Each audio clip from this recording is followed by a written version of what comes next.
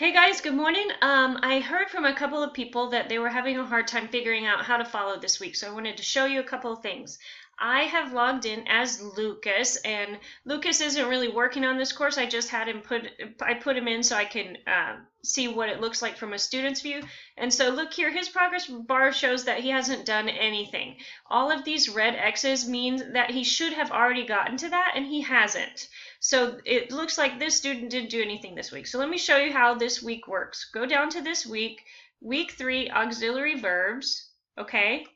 And then just start going. Okay, so news and announcements, you know you got to click there every day.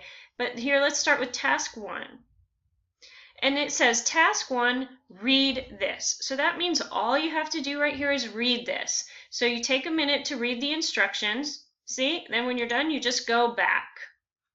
And go back up to the progress bar. Look, it shows that he did it. He's done. He did what he was supposed to do.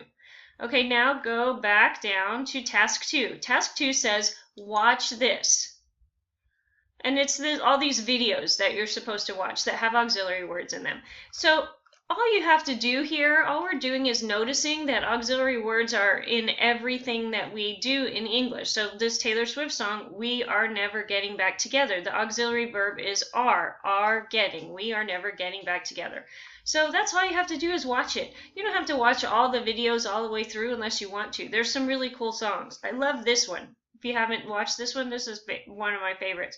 But then, you guys have all seen this one, and it has an auxiliary verb in it. Don't. Okay, anyway, go back. And go back up here and look. You did it. Task 1 and task 2 are done. So those are really easy tasks.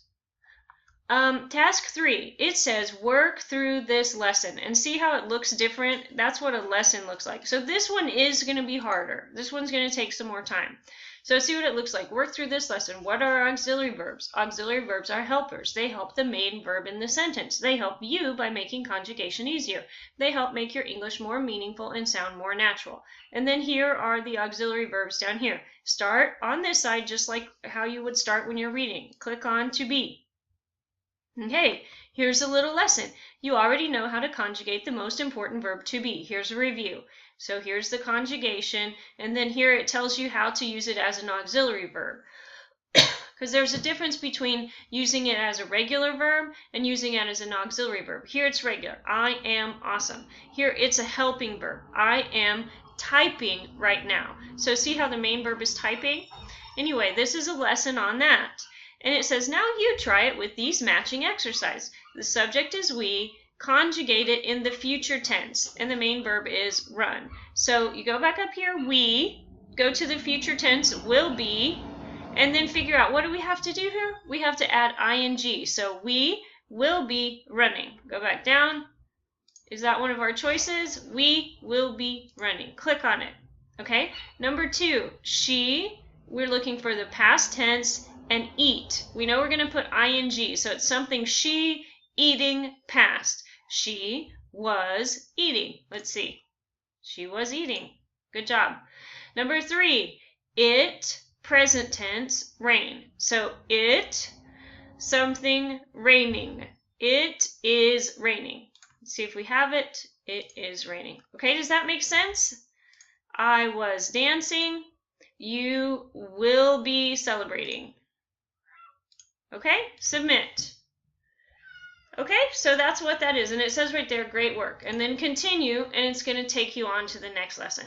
Maybe what's confusing is this chart. Auxiliary verbs can be a little bit confusing. So I want to make sure that you understand that what you're doing is you're conjugating the auxiliary verb, and then you do something different to the main verb. This time, if it's do, then you pick the subject, they, you conjugate to do in the present or the past, and then you add a normal present tense verb of the form of the main verb. So they do laugh. In the past, they did laugh. In the present, they do laugh. We, in the present, do sing. We do sing. I know that that's confusing, but that's part of what's hard about English. This is one of the harder things about English. So if you get confused, just try to go back to this table. It says, make this sentence stronger using to do as an auxiliary verb. I studied hard for the test. So now we're going to make it stronger because using do makes the sentence stronger. So instead of saying I studied hard for the test, we still need it to be in past tense. So let's look, which ones of these are in past tense? Do, that's present tense. Did, past tense. Did, past tense. So it's one of these two questions. I did studied hard for the test, or I did study hard for the test. Which one is correct? I did study hard for the test because the main verb stays in the present tense and we conjugate do in the past tense. I did study hard for the test. Submit. Okay, great job. And I understand that that's confusing. You're just going to have to go back and go slow and figure it out, okay? And that's the lesson. Just go slowly through it, and each time it'll take you to the next page. I hope that helps, and I hope that makes sense. If you have any more questions, let me know.